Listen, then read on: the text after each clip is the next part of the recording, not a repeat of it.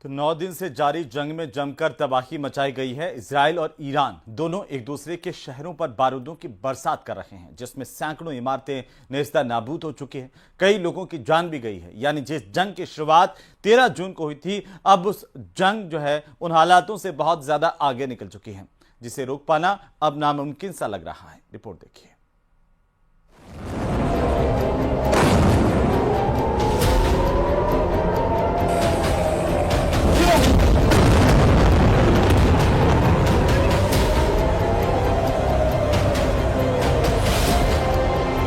Iran और Israel के बीच जंग का दायरा बढ़ता जा रहा है। इजराइल के हमलों के बाद ईरान ने भी पलटवार किया है, जिसके बाद अमेरिका ने उस पर दबाव बनाना शुरू कर दिया है। हालांकि ईरान ने जंग में पीछे हटने से इनकार करते हुए इजराइल पर बैलिस्टिक मिसाइलों से कई हमले किए हैं, जिससे तेल अवीव और हाइफा जैसे शहरों को बड़ा नुकसान पहुंचा है। منتظر عکس العمل حامیان اسرائیل هستیم، میکشن کنار یا نمیکشن کنار. یعنی هر چی زودتر عقلای آمریکا و اروپا باید به سرعت دولت مردانشون رو از پشت سر اسرائیل بکشونن بیرون. اگر این کار اتفاق نیفته ما نمیتونیم شاهد باشیم که آمریکا و کشورهای دیگری مهمات رسانی به اسرائیل میکنن. هواپیماهاشون میاد تو آسمان با موشک‌های ما برخورد میکنن. هواپیماهای انگلیسی، هواپیماهای فرانسوی، هواپیماهای آمریکایی. بنابراین ممکنه ابعاد جنگ جدی‌تر بشه و ما خودمون رو برای اون آماده میکنیم، ولی که همیشه ما تلاش میکنیم که آغازگر ما نباشیم، ولی پایان دهنده ما خواهیم بود. अमेरिका के समर्थन से ईरान को तबाह करने के लिए इजराइल ने जिस ऑपरेशन राइजिंग लॉयन को शुरू किया था, उसके विनाशकारी अंजाम से हर कोई अनजान है। लेकिन हालात बता रहे हैं कि मध्य पूर्व का ये संघर्ष अब एक ऐसी जंग में बदलने जा रहा है जिसमें दुनिया दो भागों में बंट जाएगी। दरअसल अब तक ईरान पर इजराइल ने हमले किए, लेकिन इन हमलों में ईरान की जवाबी कार्रवाई से इजराइल दहल जाएगा। ये शायद ट्रंप ने भी नहीं सोचा होगा। इसलिए ईरान को रोकने और उसके परमाणु ठिकाने ध्वस्त करने के लिए अमेरिका ने एंट्री के संकेत दे दिए हैं। अमेरिकी सेना की एंट्री से पहले ही राष्ट्रपति डोनाल्ड ट्रंप की मुश्किल बढ़ गई है, क्योंकि रूस और चीन ने ईरान की खुलकर मदद करने का ऐलान कर दिया है। रूस ने दो टूक कह दिया है कि अगर ईरान के सुप्रीम लीडर खामेनेई को मारा गया या जबरन ईरान में सत्ता परिवर्तन करने की कोशिश भी की गई तो दुनिया बेहद विनाशक युद्ध देखेगी।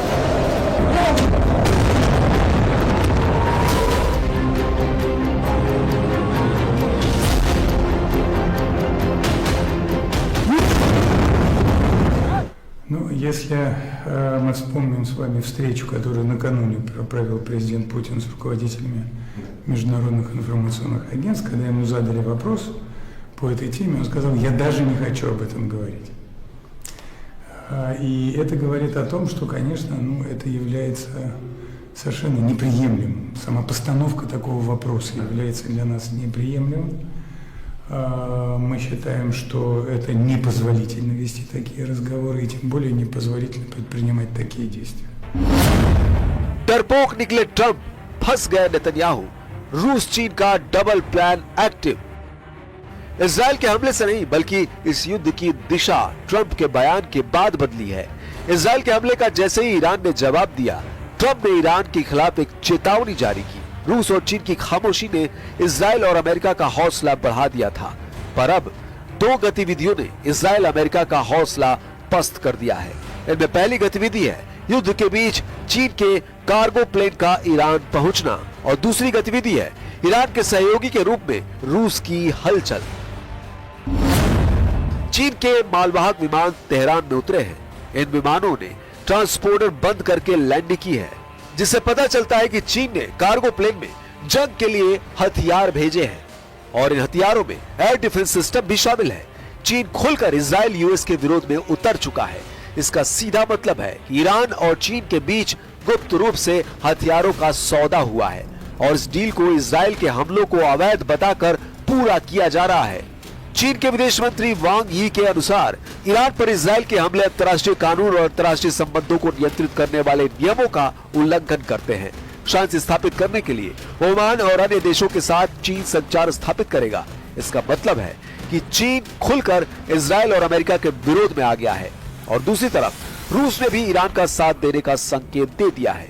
रूस ने अमेरिका के लिए चेतावनी भी जारी कर दी है, जिसमें कहा गया है कि ईरान पर अमेरिका हमला न करे।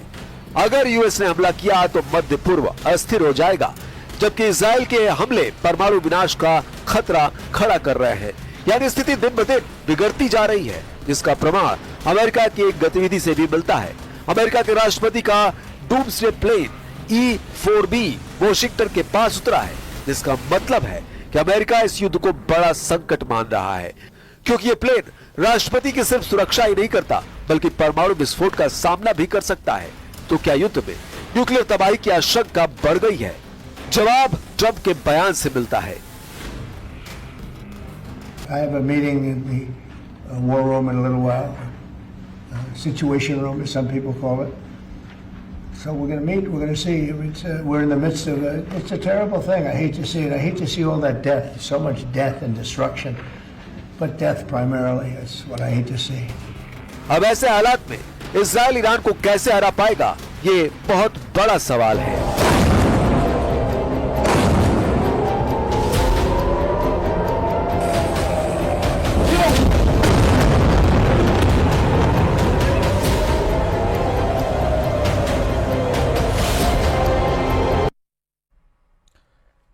तो अगर भूलकर भी इजराइल और अमेरिका ने ईरान के सुप्रीम लीडर अली खामेनेई को जान से मार दिया, तो यकीन मानिए कि दुनिया परमाणु जंग से तबाह हो जाएगी, क्योंकि अब ईरान के साथ रूस और चीन चट्टान की तरह से खड़े हो गए हैं। रूस और चीन के इसी एक्शन से इजराइल और अमेरिका बुरी तरह से बौखला गए हैं।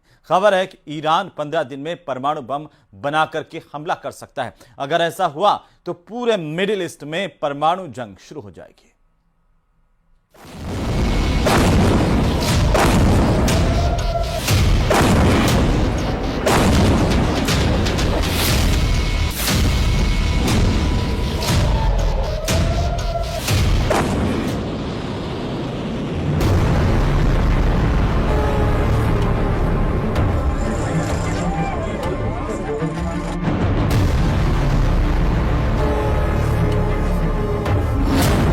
डरपोक निकले ट्रंप, फंस गए नेतन्याहू। अब 14 दिन में फैसला। 13 जून से अब तक ईरान इजराइल पर 400 से ज्यादा मिसाइलों से इजराइल के कम से कम 8 शहरों पर हमला कर चुका है। तेल अवीव, हाइफा, यरूशलेम में ईरानी मिसाइलों से भयंकर तबाही हुई है। लेकिन अब सवाल उठता है कि जब इजराइल को अमेरिका की सबसे सख्त जरूरत है, तो फिर राष्ट्रपति ट्रंप क्यों कह रहे हैं कि ईरान पर अगले 14 दिन यानी 2 हफ्ते तक अमेरिका हमला नहीं करेगा। ट्रंप के इस ताजे बयान और ईरान के भीषण हमले और इजराइल सेना का कमजोर पड़ता एयर डिफेंस सिस्टम इजराइल के वजूद पर भारी पड़ने लगा है। हम आपको दिखाने जा रहे हैं कि कैसे पिछले 56 घंटों में रूस के राष्ट्रपति पुतिन और चीन के राष्ट्रपति शी जिनपिंग ने पूरी दुनिया को संदेश दे दिया है कि अब ईरान बिल्कुल भी अकेला नहीं है। युद्ध में रूस और चीन ईरान की सीधी मदद करने लगे हैं, यानी जंग में अब हालात पूरी तरह से विध्वंसक हो चुके हैं। अब ऐसे हालात में अगर ईरान के सुप्रीम लीडर खामेनेई को इजराइल और अमेरिका मारते हैं, तो रूस और चीन भूखे शेरों की तरह इजराइल और अमेरिका के सैन्य अड्डों पर हमले कर सकते हैं। और अगर ऐसा होता है तो फिर दुनिया परमाणु विनाश जरूर देखेगी। लेकिन इस बीच इजराइल अमेरिका के धोखे से बौखला गया है। उसे जरा भी अंदाजा नहीं था कि जो अमेरिका अगले 24 घंटे में ईरान पर हमला करने जा रहा था, वो अमेरिका अचानक ईरान पर हमला करने के लिए 14 दिन का वक्त क्यों मांग रहा है। ईरान का असली युद्ध शुरू, रूस चीन ने पलटी बाजी। पहले आप ये जान लीजिए इस वक्त इजराइल और ईरान एक दूसरे पर किस तरह से हमले कर रहे हैं। इजराइल ने पिछले 24 घंटे में ईरान के अराक परमाणु केंद्र पर 60 जेट से हमले किए हैं। दावा किया गया है कि ईरान के अराक में मौजूद परमाणु फैसिलिटी को भारी नुकसान हुआ है। दावा किया जा रहा है कि ईरान के अराक परमाणु केंद्र में ही ईरान के परमाणु बम बनाए जा रहे थे। लेकिन रूस के राष्ट्रपति पुतिन ने मीडिया के सामने ऐलान किया है कि इजराइल ने ईरान के जितने भी परमाणु केंद्रों पर हमला किया है, उसके सभी भूमिगत परमाणु फैसिलिटी पूरी तरह से सुरक्षित है। यानी ईरान के नतांज अराक पर हुए इजरायली हमले रूस के मुताबिक नाकाम साबित हुए हैं।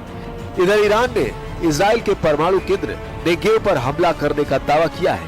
ऐसा माना जाता है कि इजराइल की राजधानी तेल अवीव से कुछ दूरी पर यह अड्डा है जहां इजराइल के परमाणु बम रखने के दावे किए जा रहे हैं।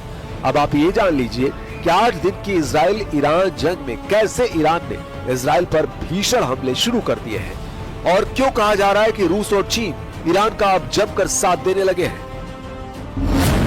युद्ध में ईरान का सीधा साथ दे रहे हैं रूस और चीन।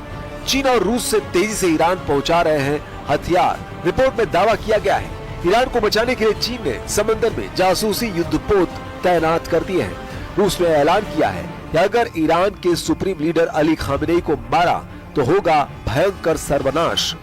इजरायली मीडिया में दावा किया गया है कि 15 दिन में परमाणु बम से हमला कर सकता है ईरान। वॉशिंगटन में आपातकाल मीटिंग हुई है क्योंकि ईरान के पलटवार से सख्ते में है ट्रंप। ईरान, रूस, चीन से घबराकर ट्रंप ने 14 दिन तक ईरान पर हमला न करने का फैसला लिया है। तेल अवीव, हाइफा में भारी तबाही हुई है। ईरानी मिसाइलों ने इजराइल में मौजूद माइक्रोसॉफ्ट ऑफिस को मिसाइल हमले से उड़ा दिया है। इजराइल के परमाणु अड्डे नेगेव पर ईरान ने मिसाइल से हमला करने का दावा किया है। खबर यह भी कि ईरान के डर से अमेरिका ने कतर के अड्डे से 40 में से 37 जेट हटा दिए हैं। ईरान की सेजिल मिसाइल ने इजराइल में मचाई तबाही। ईरान के फोर्दो परमाणु अड्डे को कैसे तबाह करेंगे अमेरिका इजराइल, इसे लेकर तेल अवीव से लेकर वॉशिंगटन तक मीटिंग हो रही है। ईरान के भीषण मिसाइल हमलों को रोकने के लिए हर दिन इजराइल को 2500 करोड़ रुपए खर्च करने पड़ रहे हैं। ऐसा दावा वॉल स्ट्रीट जर्नल की रिपोर्ट में किया गया है। ईरान के विदेश मंत्री अब्बास अरागची ने 2 टूक कह दिया है कि जब तक इजराइल हमले नहीं रोकेगा कोई बातचीत नहीं होगी। تکلیف رو بگذارید روشن بکنم. ما در شرایط حاضر و در شرایطی که تهاجمات رژیم صهیونیستی ادامه داره خواهان مذاکره با هیچ کسی نیستیم و آمریکا یعنی در خصوص این موضوع با هیچ کسی ما خواهان مذاکره نیستیم. آمریکایی‌ها خواهان مذاکره هستند. چند بار هم پیام دادن، پیام‌های خیلی جدی هم دادند، ولی ما صراحتاً به اونها گفتیم که تا وقتی که این تهاجم و تجاوز